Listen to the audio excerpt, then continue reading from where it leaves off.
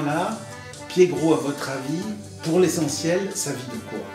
Ah là, Pied-Gros, c'était agricole, c'était essentiellement agricole. Alors, ce qui était pas curieux, mais qui faisait une grosse différence avec la commune voisine, dont on était proche maintenant, puisqu'on fait beaucoup de choses en commun, que ce soit les écoles, l'intercommunalité, etc. C'est Mirabel et Blacon. Mirabel et Blacon, il y avait des industries, donc ils étaient plus ouvriers, alors que Pied-Gros-Laclastre était, lui, paysan, quoi. Il vivait de l'agriculture, essentiellement. Et c'était quoi? C'était élevage? Non, enfin, à mon époque où j'étais gamin, non, il y avait peu d'élevage, il n'y avait même pas d'élevage, hein, ça c'est venu après. Ils y vivaient des terres qui travaillaient, le blé, ils faisaient du maïs, mais c'était pas c'était pas des grosses propriétés, c'était, ouais, je pense que c'était des fermes qui devaient faire, moi là où j'étais, parce que je suis fils de paysan, mon père avait je crois 3 hectares. Et les plus grosses fermes, peut-être, avaient 10 hectares, je ne sais pas. Mais alors les gars, ils tiraient un peu le diable par la queue, parce que... Ils faisaient attention à tout, je pense, mais bon, ils se contentaient certainement de peu aussi. Hein. Ils n'avaient pas le confort qu'on a aujourd'hui, donc pas de dépenses superflues, et puis ils vivaient aussi beaucoup des produits de la terre, quoi. Leurs bêtes qu'ils élevaient, moi, chez moi, je sais qu'on élevait chaque année 2 cochons qu'on tuait. C'était l'occasion d'ailleurs de faire la fête. Et puis ils vivaient la basse-cour, les œufs, les lapins, un peu de commerce parce qu'ils vendaient, les œufs, ils vendaient des lapins. Bon, voilà, mais c'était pas, on ne peut pas considérer que c'était un élevage, quoi. C'était dur. Ouais, c'était dur parce que c'était le travail à bras. C'était, comme je te dis, j'ai jamais eu prendre des vacances. C'était. Il n'y a pas beaucoup de mécanisation, donc c'était difficile. Alors c'est vrai que les agriculteurs aujourd'hui se manifestent, à juste raison je pense, mais ils n'ont pas la même vie qu'avaient nos anciens, qui eux ne manifestaient pas, mais, parce qu'ils n'avaient peut-être pas les mêmes moyens, mais c'était beaucoup plus dur. Vous savez, quand vous êtes dans un tracteur climatisé et tout, je pense qu'ils ont... Mais c'est bien, hein, je veux dire, il ne faut pas revenir en arrière, hein, mais nos anciens avaient la vie dure à la campagne. Et non seulement l'agriculteur, mais son épouse. Parce que moi, chez moi, et c'était le cas dans beaucoup de fermes, la maman allait au champ aussi, comme on disait. Et c'était le même... Enfin, elle forçait peut-être, elle ne soulevait pas les balles de 5 kilos, mais c'était un travail qui était difficile. Tant et si bien que moi et ma sœur, comme beaucoup d'autres gamins, ils étaient élevés par les grands-parents. Moi, c'est ma grand-mère qui s'occupait de nous, qui nous faisait à manger, qui nous lavait, voilà, parce qu'elle vivait à l'intérieur de la maison, quoi. Elle était à la maison, comme on gardait les anciens à la maison, quoi. Il y avait beaucoup plus d'agriculteurs que ce qu'il y a aujourd'hui. Aujourd'hui, ils sont, j'en sais rien, mais ils sont 10 fois moins nombreux, quoi. Et les fermes se sont un peu étirées quand même. Voilà. Et est-ce que l'usine, qui était donc sur l'autre commune, employait un petit peu des gens de Pied-Gros? Oui, mais peu. Il y en a certains qui faisaient et l'usine et le travail à la ferme, comme les fermes n'étaient pas très grosses, mais même une ferme peu importante, ça demandait un énorme travail, parce que c'était pas mécanisé comme ça l'est maintenant, c'était pas... vous vous rendez compte que quand les labours, autant que je me souvienne, ça durait tout l'automne, les semailles, l'automne, l'hiver... et mon père a fini d'ailleurs les 15-20 dernières années, il est rentré au PTT qu'on appelait, à la poste. Ça lui faisait un autre revenu et voilà ce qui l'y a aidé à vivre. Mais je pense que, enfin, je sais pas, je pense que dans les autres fermes c'est pareil. Les gamins qui ont été élevés comme nous, ils n'ont jamais manqué de rien. Bien sûr qu'on n'avait pas les baskets dernier cri, ni le jean à la mode. Voilà, on avait je me rappelle, on avait les chaussures l'hiver, les grosses chaussures qu'on ferrait les bouts et les talons, ce qui évitait de s'user, donc on les portait un peu plus longtemps. Les affaires de l'un allaient à l'autre, etc. D'ailleurs, en parlant de ces fers, on était très heureux de skier, de glisser sur la glace, parce qu'il y avait le canal qui traversait donc le village. Et l'hiver, ce canal gelait, parce qu'il faisait quand même un peu plus froid que nos hivers qu'on connaît en ce moment. Et on se faisait un plaisir de glisser, et ces fers nous permettaient de glisser beaucoup mieux que nos copains du village, qui eux avaient d'autres chaussures, quoi. Voilà.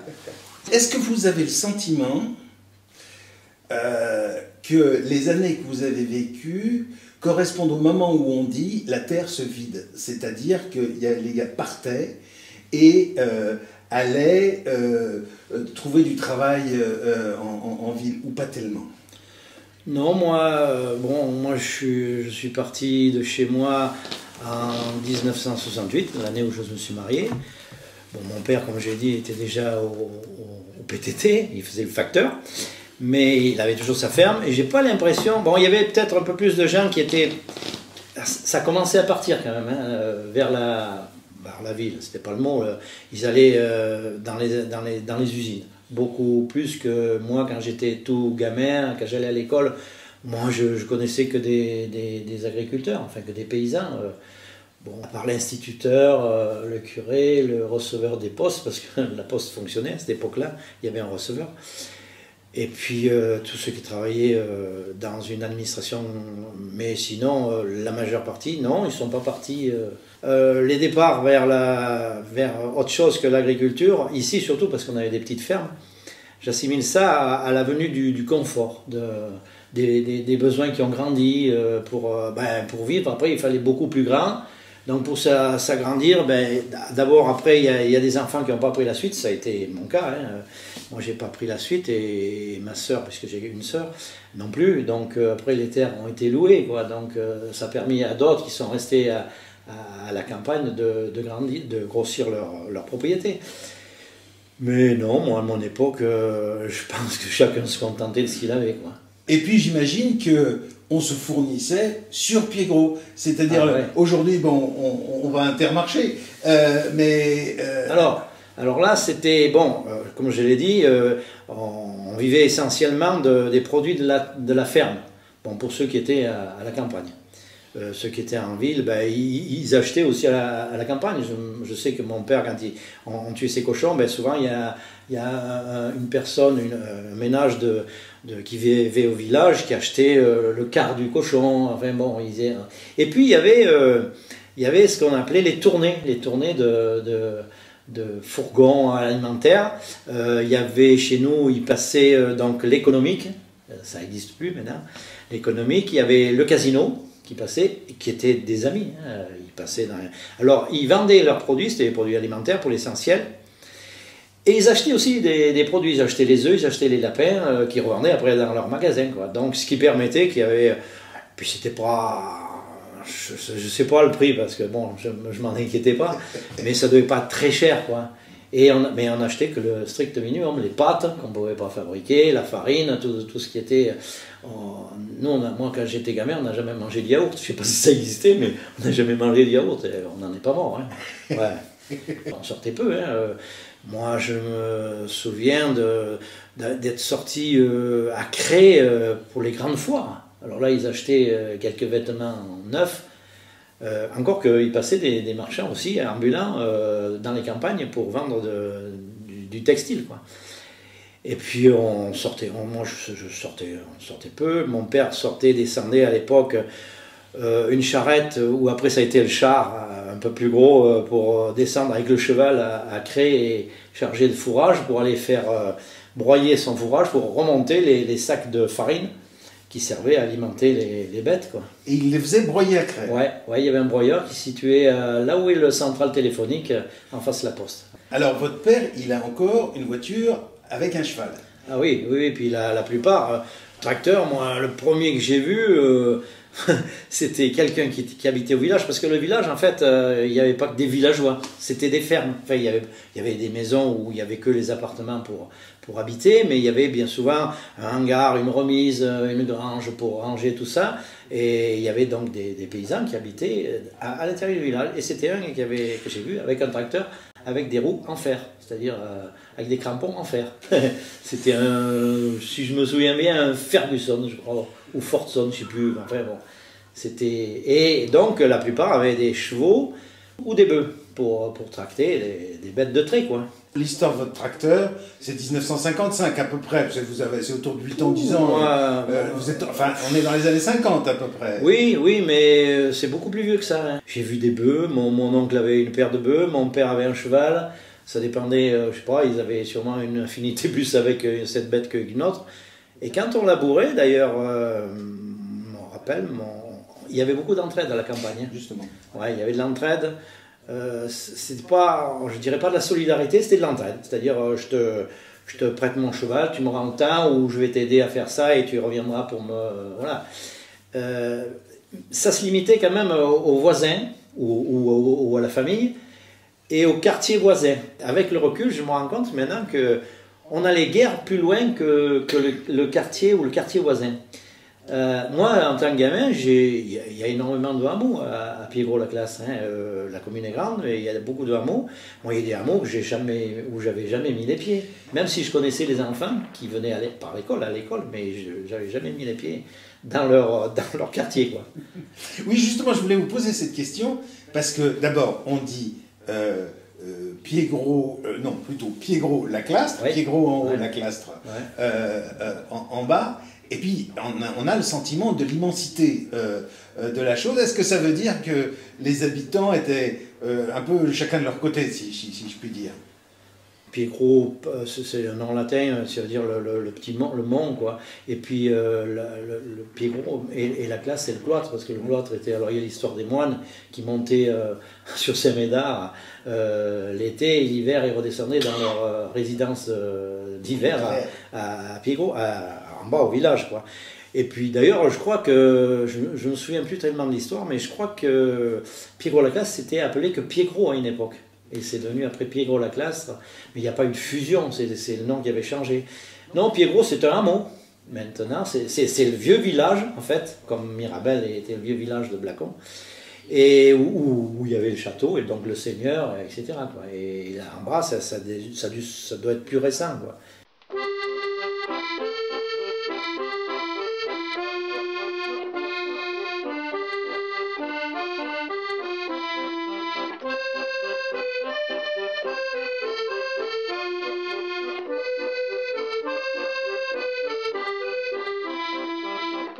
Est-ce que, étant donné la grandeur de la surface du village, est-ce que les populations tout simplement se voyaient beaucoup, se mélangeaient? Oh, je pense que les gens se voyaient ne serait-ce qu'à la messe. Il y avait l'église qui rassemblait un peu tout ça. Il y avait la fête votive chaque année.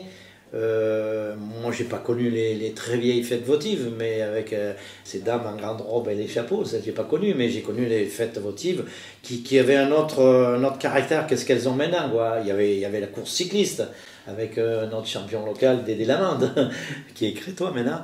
En fait, comme on n'avait pas de télévision à l'époque, hein, on avait que la radio TSF à Lampe, qu'on écoutait très, très religieusement le soir, hein, avec les jeux qu'il y avait à l'époque.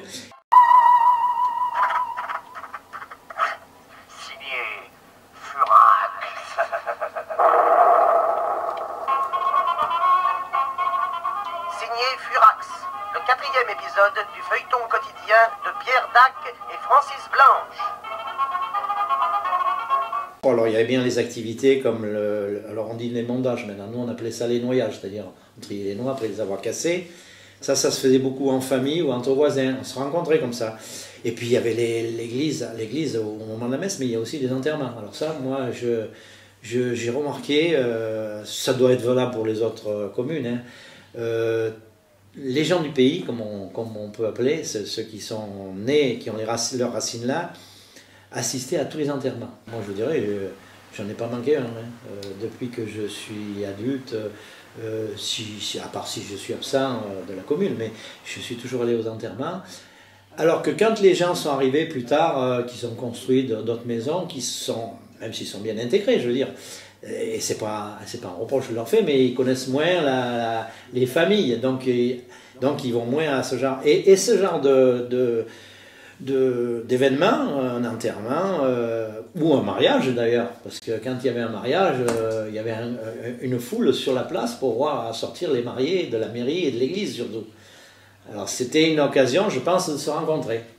Alors la messe le dimanche, il y avait ceux qui allaient à la messe et ceux qui n'y allaient pas. Et ceux qui allaient à la messe, bon, ils rentraient à l'église quand c'était l'heure. Et ceux qui allaient pas à la messe, ben, ils allaient au bistrot. En fait, il y avait deux bistrots, un pour ceux de l'église et un pour ceux de... Si on m'expliquait ça, mais en fait, les gens, c'est pas qu'il s'est invectivé, mais il se disait des choses à un moment donné. Mais c'est pas pour ça autant qu'ils n'étaient pas amis, parce qu'après ils s'entraidaient s'il fallait. Hein, mais il y avait un besoin politique de se différencier, je pense. Vous me dites 2 bistrots, mais moi j'avais entendu dire qu'il y en avait eu beaucoup plus. Alors il y en avait 3 si on compte celui de ma grand-mère qui tenait le café de la gare, donc à la gare, à l'ancienne gare. Là aussi, il faudra que je vous en parle de la gare. Donc ça faisait 3. Il y avait celui qui existe toujours maintenant, qu'on a réussi à remettre en route, qui m'appartenait à un moment donné, puisque je l'avais hérité de ma tante, et que j'ai vendu après à la commune. Et puis bon, il y a eu, maintenant il y a des gens qui l'exploitent. Et il y en avait un autre qui était juste à côté, donc il y en avait 2. Moi, j'en ai connu qu'un dans le village, l'autre était déjà fermé. Et puis celui de ma grand-mère, jusque dans les années, je ne sais plus trop combien, elle a tenu très longtemps. Quoi. Mais il n'y avait pas que ça, il y avait aussi des activités commerciales et artisanales, puisqu'il y avait le pain, il y avait donc le boulanger, l'épicier, il y avait une boucherie-charcuterie, une coopérative agricole, puis il y avait des activités artisanales, il y avait un cordonnier, il y avait le maçon, bien sûr c'était mon oncle à l'époque que j'ai connu, maçon, il faisait le plâtrier, peintre, carreleur, il faisait tout, le plombier, le menuisier, ils travaillaient assez ensemble quand ils avaient des travaux à faire, c'était, ah bon mon oncle fait ça, c'est André le menuisier qui va faire les fenêtres, voilà, etc. Et il y avait même un coiffeur amateur, on va dire. Hein. C'était notre ami Gaston qui coupait les cheveux. Bon, c'était tout sympa, tout ça. Et les gens, ça leur permettait aussi de se rencontrer. Est-ce qu'il y avait une foire? Est-ce qu'il y avait des foires? Alors, à la classe, je ne sais pas si on appelait ça des foires, c'était le marché. Il y avait un marché toutes les semaines. Je crois même me souvenir que c'était le mercredi, quand j'étais gamin. Il y avait un marché où ils vendaient, il y avait de l'alimentation, mais peu. Il y avait le marchand de vêtements. Et alors, vous avez fait allusion tout à l'heure aux 2 bistrots où il y avait un peu des tensions, des bisbilles, disons. Est-ce que c'est comme d'autres villages, par exemple lorsqu'on monte dans la vallée de la Gervanne, est-ce qu'il y avait catholiques et protestants? Et que c'était un peu... Non. C'était essentiellement, contrairement à Blacon, toujours pareil, c'était essentiellement beaucoup catholique ici. Catholique, bon, ça n'empêchait pas qu'il y avait des protestants, ils ne se tiraient pas dessus. Hein. Mon père était protestant, il est devenu catholique quand il s'est marié, parce qu'à l'époque, il fallait faire un choix, c'est plus comme maintenant. Et sinon, non, c'était, disons que c'était plus ceux qui fréquentaient pour l'église et qui n'étaient pas très proches de la religion, qui faisait une différence, mais la différence, ça se produisait qu'au moment de la messe, hein, je pense, c'était pas... Et certainement au moment des votes, quand il a fallu voter, parce que, évidemment, la politique n'était pas... Le bord politique n'était sûrement pas le même. Hein. Oui, il y avait les anticléricaux qui étaient à gauche. Ouais, c'était un peu ça, voilà. C'était un peu ça. Oui. Ouais, c'est ça.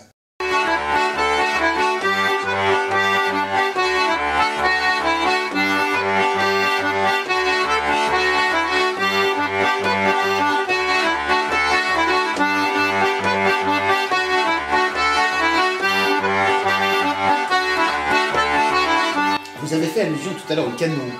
Et si je me souviens bien, sur la commune, il y a pas mal de canaux qui correspondaient à des moulins au fond, qui alimentaient des moulins. Oui, il y avait le canal ce qu'on appelait le canal de Souillon qui prend sa naissance à Gourdon, là, sur la commune. Alors, je ne sais plus si c'est Saillant ou si c'est Saint-Sauveur encore là. Il longeait toutes les communes avec un niveau bien sûr à peu près constant pour qu'il y ait juste que ça puisse s'écouler. Il allait se jeter là aux limites d'Oust et là bien sûr il alimentait toutes les industries ou les moulins qui devaient fonctionner avec l'hydraulique. Alors à la Clastre, moi je ne l'ai pas connu parce qu'elle était déjà plus en service, il y avait un moulinage qui était sur la place du village, au-dessus de la place, et il y avait le meunier, donc ce moulin d'ailleurs existe toujours, c'est un moulin à huile qui fonctionne d'ailleurs, ils font toujours de l'huile, mais bien sûr avec des moteurs électriques. Hein. Et ça fonctionnait comme ça. Et ce canal servait aussi, et je pense qu'au-delà de ces industries, fonctionnait pour l'irrigation. Il y avait, à partir de ce canal principal, il y avait des petites, ce qu'on appelait les bialaires d'arrosage, donc des petits canaux d'arrosage qui irriguaient tous ceux qui étaient en dessous du canal, évidemment, parce qu'il n'y avait pas de pompage, donc ça facilitait l'irrigation de certaines terres, et notamment des jardins, de ceux qui faisaient du maraîchage, quoi. Lorsqu'on regarde Piégros aujourd'hui, on a l'impression que ça s'est beaucoup boisé et que tout doucement ça a été un peu, si j'ose dire, grignoté un peu par la forêt. C'est vrai? D'abord, est-ce que je me trompe ou est-ce que c'est pas vrai? Dans une certaine mesure, peut-être, oui, parce qu'il y a eu des terres qui ont été abandonnées, notamment sur les pentes de la roche, les versants qui sont plus exploitables, on va dire, par rapport avec le matériel qui existe maintenant, puisqu'à une époque, ils devaient le faire, soit certains le faisaient à bras, ils faisaient des terrasses d'ailleurs, il y en a encore qui existent, d'ailleurs, un quartier qui s'appelle des terrasses. Et puis bon, les bêtes, mais les bêtes passaient mieux que les engins qu'on a maintenant, surtout les gros engins lourds. Et en plus, les moissonneuses-batteuses, il y a des endroits que... Alors, il y en a qui sont restés en prairie, mais ceux qui, comme les moutons ont pratiquement disparu, il y a encore quelques vaches, mais encore, c'est pas des vaches de Piégros, c'est un fermier qui est à Suse, qui met ses vaches ici. Sinon, il y avait beaucoup de moutons. Donc les moutons, ça permettait à entretenir les prairies. Et comme il n'y a plus de moutons, ben, les prairies ont disparu et ont été envahies par une mauvaise forêt, on va dire. Et puis, il y a eu aussi des plantations, je pense. Il y a eu quelques plantations qui se sont faites parce qu'il y a une association forestière qui gère la forêt privée. Donc, il y a pas mal de forêts privées à Piégros avec du reboisement, quoi, qui a eu à une époque parce que c'était bien subventionné, quoi. À partir de quand, à votre avis, est-ce que vous avez le sentiment qu'il y a ce qu'on appellerait, si vous voulez, des nouvelles populations? C'est-à-dire des gens qui n'étaient pas issus des familles locales? Oui, alors je vais vous dire, moi j'étais donc maire de 1983 à 2001, et en 1983, quand je suis arrivé au conseil, on s'est rendu compte qu'il y avait déjà des problèmes de construction. C'est-à-dire qu'on commençait à voir, ça devait une dizaine d'années avant, on commençait sûrement les gens à construire. Et là, on s'est dit, il faut qu'on fasse quelque chose parce qu'on va vite être débordé, on ne va pas pouvoir régir tout ça, parce qu'il y a des problèmes d'après d'alimentation d'eau, etc. Donc de construction des réseaux, les chemins, etc. Donc on avait fait à cette époque-là un poste, on l'a fait en 1985 je crois. Donc on devait commencer à avoir cette arrivée de personnes de l'extérieur, ou peut-être aussi il y avait dans le lot des enfants qui restaient sur la commune et qui construisaient, comme moi. Oui, ça a changé, la physionomie a changé. La physionomie, alors, elle a changé par cette arrivée de gens qui ne sont pas natifs de la commune. Elle a changé aussi par notre mode de vie. Hein. Je veux dire, on ne vit plus comme dans le temps. Moi, j'ai quitté, comme je vous l'ai dit tout à l'heure, la maison en 68, ma soeur en 69, qui s'est mariée un an après moi. Jusqu'à cette date-là, nous, on n'a jamais connu de salle de bain ni de WC. Hein. C'était les écuries dans la litière des bêtes, dans un angle, qui servait de WC. Les toilettes, je veux dire, la salle de bain, c'était la grosse lessiveuse avec de l'eau bien chaude qu'on nous faisait prendre une fois par semaine. On avait l'électricité, mais on avait avec beaucoup de panne d'ailleurs, il fallait la lampe à pétrole sous la mer.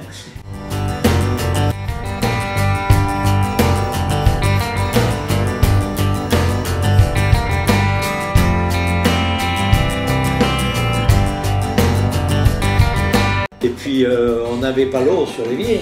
Enfin, l'eau, on avait l'eau sur l'évier, mais parce que mon père avait installé ce qu'on appelait une bâche, un petit réservoir qui devait faire 20 ou 30 litres, je ne sais plus, au-dessus de l'évier, avec un tuyau, avec un robinet. Donc on avait l'eau sous l'évier, mais il fallait remplir la bâche avec un arrosoir qu'on allait chercher de temps en temps, ça c'était la corvée, hein, à la pompe du quartier, qui desservait tout le quartier, on pompait, et quand on avait nos litres, on montait, on vidait, et on avait l'eau pour la journée, quoi.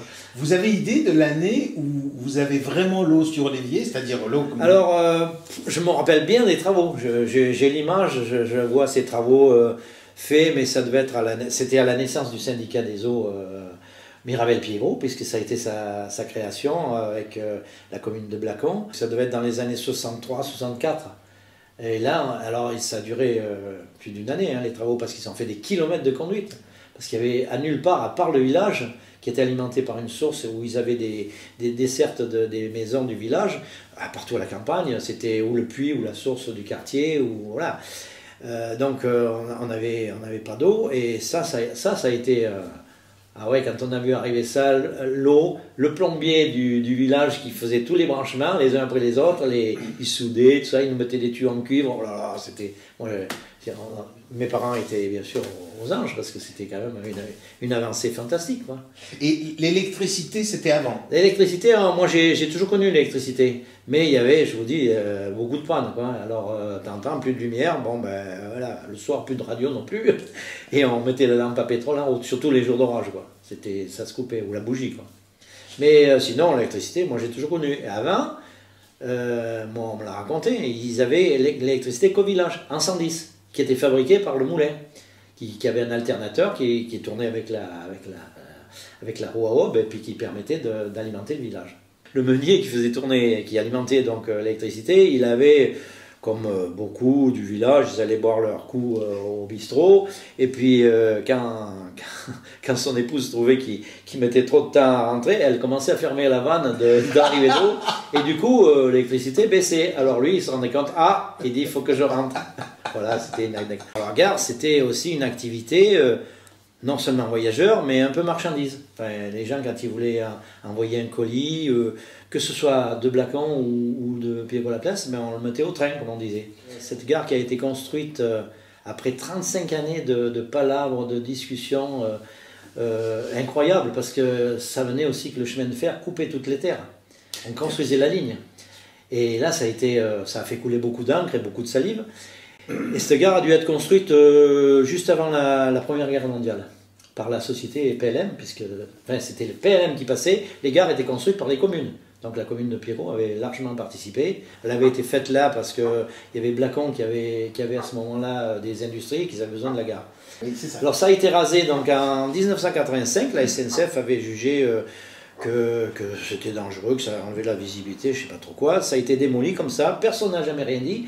Juste un jour, je passe, je vois une couronne mortuaire. Quelques jours après, je dis tiens, ça m'avait donné de faire ces recherches et de faire ce papier, parce que j'ai trouvé qu'ils avaient palabré pendant 35 ans pour arriver à se mettre d'accord pour faire une gare, et puis elle est démolie 72 ans après, quelque chose comme ça, et 5 personnes ne disaient rien, quoi.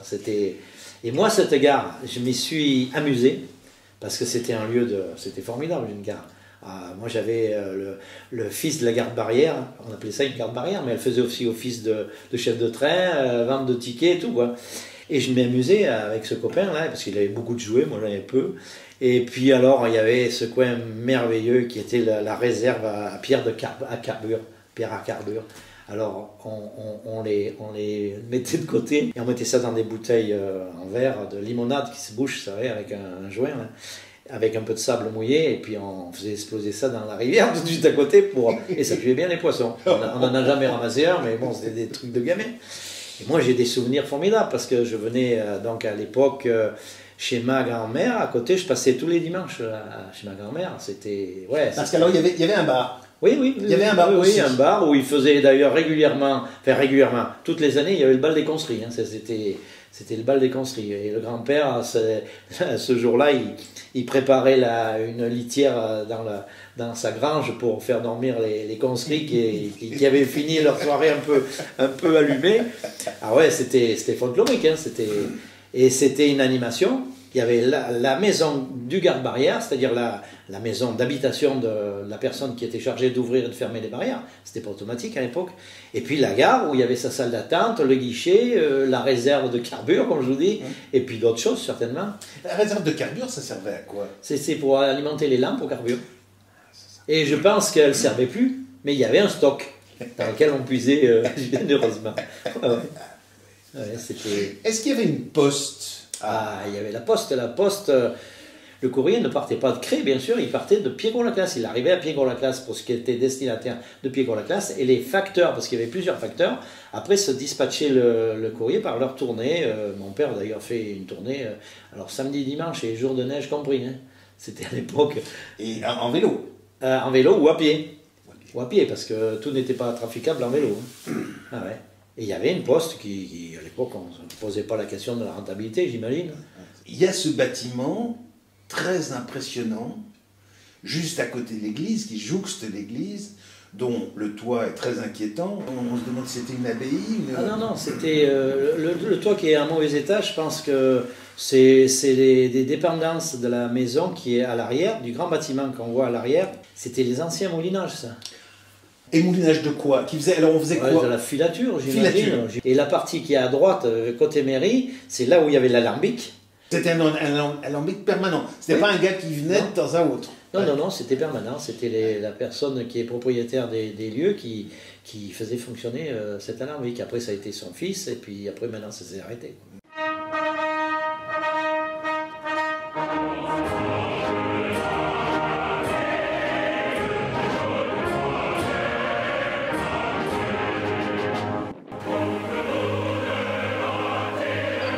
Alors vous avez été maire de 83 à 2001.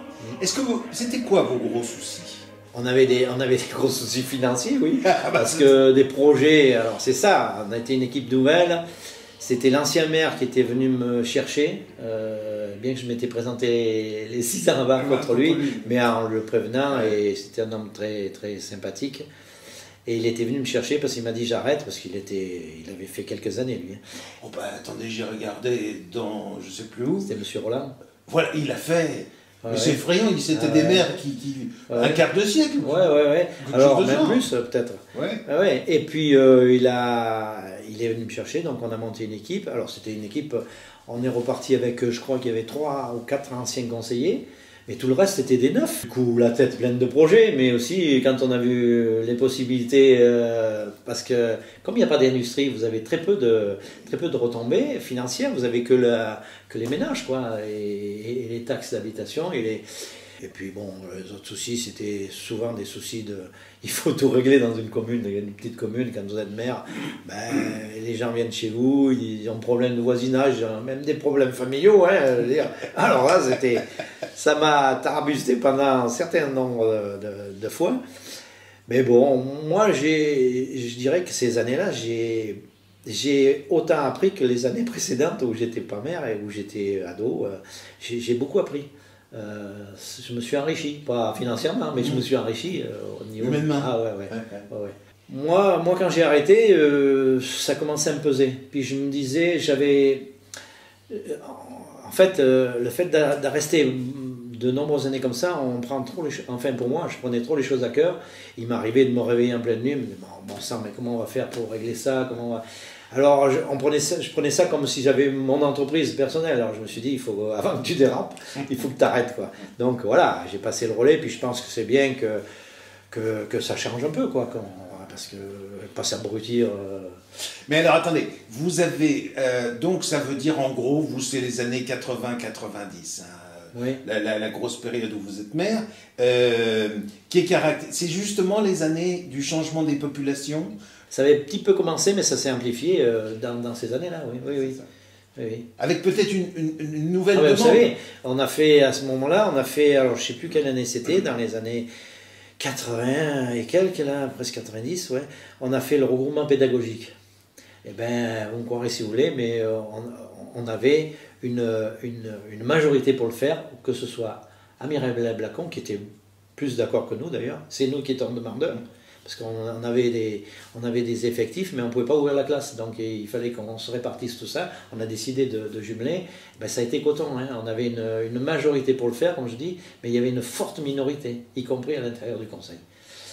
Et les plus opposants, c'était assez curieux, ça a été des étrangers. Et quand je disais étrangers, ce n'est pas péjoratif, mais c'était des gens qui n'étaient pas français. Il y avait notamment une famille anglaise où la personne a enlevé ses enfants de l'école. C'était curieux, hein. Alors moi j'avais pensé à l'époque, je dis on va mettre le feu au pays, hein, je vais franchir le pont, vous vous rendez compte, pour emmener les gamins, nos gamins à l'école à Blacon. Je dis ça va faire un pataquès, et ben oui, les vieilles pierres, tout ça, et voilà. Et puis non, ça a été coton, ça a été comme quand on a jumelé les ordures ménagères qu'il a fallu... Alors ça c'était aussi un comble, Blacon nous avait accepté dans leur dépôt à ordures, nous on n'en avait pas. Donc on ramassait les ordures ménagères et on les portait à Charsac, l'ancien dépôt de Mirabel et Blacon. Blacon était d'accord. Et les gens de la classe, enfin quelques-uns, ne voulaient pas. Ils étaient opposés. Alors que ça aurait été le contraire, on aurait pu comprendre. Tiens, on ramasse leurs ordures. Non, il y avait une espèce je sais pas, c'est pas du chauvinisme, mais il y avait toujours dans les mentalités quand même une différence entre la population agricole et la population ouvrière, je pense. Même si les gens s'estimaient, il y avait, voilà, il y avait cette nuance. Et les plus gros soucis, nous, financiers, c'était les routes. Même s'il y avait des subventions, on a quand même, si je me souviens bien, une quarantaine de kilomètres de routes à entretenir. Je ne parle pas des chemins de terre, hein, je parle des chemins. Alors ça fait quand même, si on veut garder un patrimoine en état, eh ben, ça demande de l'argent, quoi. Les écoles, on a fait de belles écoles. On a fait la maternelle à Mirabel et Blacon, on a fait un restaurant scolaire. Je veux dire, tout ça, ça a un coût. Mais bon, c'est un coût, c'est pas rentable si on parle sous. Hein. Mais bien sûr que c'est rentable par rapport à ce qu'on doit à notre population. Hein. Aujourd'hui, il y a du chômage. Enfin, c'est vraiment un sujet dont on parle beaucoup. D'abord, par exemple, vous-même, est-ce que vous avez jamais eu une inquiétude d'emploi pour vous-même? Ah non. Non, moi j'ai commencé à travailler à l'âge de 17 ans quand j'étais au collège technique. Je suis sorti du collège technique sans trop de bagages et donc je suis rentré chez mon oncle qui était entrepreneur de maçonnerie. Il avait prévu de me laisser son affaire quand il arrêterait, puis malheureusement il est décédé trop tôt et moi j'étais trop jeune, j'ai pas pris la suite. Je suis donc parti à l'usine chez Flachard à l'époque qui était à Oust, qui était une usine de textile. Il faisait du tissu, fabriquait du tissu. Là aussi j'étais prévu pour rester assez longtemps. Je suis parti à l'armée entre-temps, j'ai reçu ma lettre de licenciement à l'armée parce que l'usine fermait. Donc, mais j'ai trouvé tout de suite en arrivant, j'ai fait le transporteur chez un transporteur qui habitait Piégau, qui faisait les produits agricoles aussi, qui faisait la boulangerie, faisait tout en même temps. Je faisais d'ailleurs le camion et le soir je rentrais, je faisais la tournée du pain parce qu'il ne l'avait pas fait. On faisait les tournées du pain aussi, hein, en parenthèse. Et puis, je remplaçais à ce moment-là un copain qui était parti à l'armée. Quand il est revenu, ben, c'est moi qui ne pouvais pas me garder, donc je suis parti. C'est lui qui m'a trouvé du boulot. Je suis allé chez Madame Brun, qui était récupérateur à l'époque, à Cré, ferraille, peau de lapin, tissu, carton, papier, tout. Les noix, on faisait aussi, hein, les métaux. Bon, et puis j'avais dit, bon, j'attends une place, j'attendais à ce moment-là une place pour entrer à l'équipement, au Ponts et Chaussées à l'époque. Et puis voilà, j'ai jamais eu j'ai jamais chômé à part l'armée. et lorsque vous avez été, parce que donc vous avez été maire de 83 à 2001, est-ce que vous avez eu le sentiment que vous avez vu monter dans la population dont vous aviez la charge, si je puis dire, le souci social, quoi, c'est-à-dire... Ah oui, parce que nous, chaque je ne sais plus si c'était mensuel ou trimestriel ou autre, je ne me souviens plus très bien, mais on recevait les listes des chômeurs. Des chômeurs. Donc on savait, et puis il y avait aussi, donc on voyait que ça grimpait, pas énormément, mais il y avait, parce que comme il y avait moins d'agriculteurs, enfin des gens qui vivaient de la terre, à l'époque il n'y avait pas de chômage, là. Ils partaient à l'usine, et il y en a qui ne trouvaient plus de boulot, ou dans les administrations, etc. Et puis voilà, c'était... il y a eu aussi la montée quand les Restos du Cœur. Moi, je ne m'imaginais pas qu'à Piégros-la-Classe, dans l'ensemble de la commune, et puis s'il y avait des gens, parce que ça, des fois, on n'imagine pas. Il y a des fois des gens qui resquillent, qui vont essayer de torpiller à la place de quelqu'un d'autre, mais il y a des gens qui sont dans la mouise, comme on dit, et puis qui ne le font pas voir et qui en ont honte. Donc, j'étais assez surpris qu'il n'y en ait pas un grand nombre qui en ait sur Piégros. Il y a maintenant d'autres soucis qui paraissent un peu plus gros, notamment au niveau de l'intercommunalité. Je pense que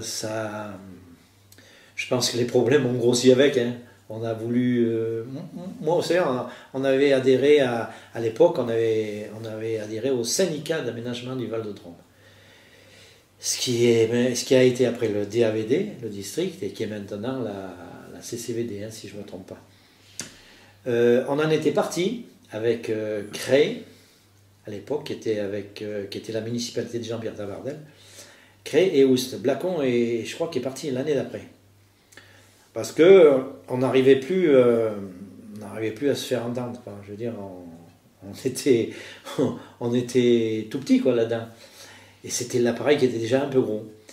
Et puis après, on a formé la communauté de communes du Crétois, qui est donc Blacon, Piégros, Oust, et Cré. Cré est parti après, politiquement est parti.